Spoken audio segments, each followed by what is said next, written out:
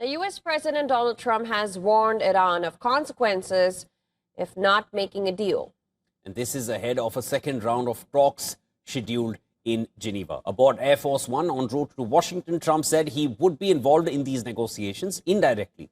The latest talks, scheduled for Tuesday and mediated by Oman, follow repeated threats from Trump of military action against Tehran. First over Iran's deadly crackdown on anti-government protests, and then over the country's nuclear program.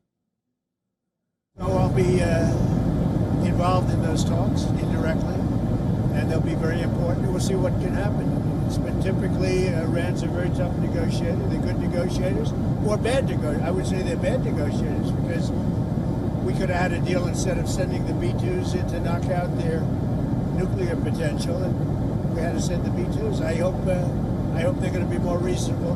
They want to make a deal.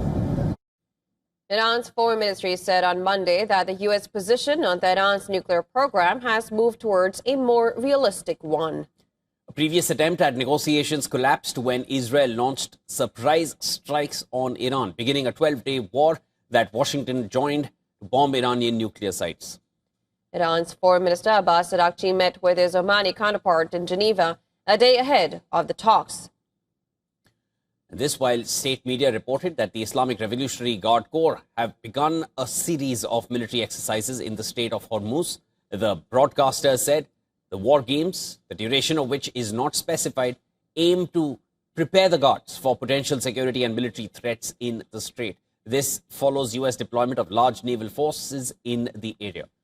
And amid this, Indian carrier Indigo has announced that flights to and from Tbilisi, Almaty, Baku, and Tashkent will remain impacted due to ongoing developments in the region around Iran and its associated airspace. And there's more on this from our correspondent, our colleague Susan Tehrani, who sends us this report from New York.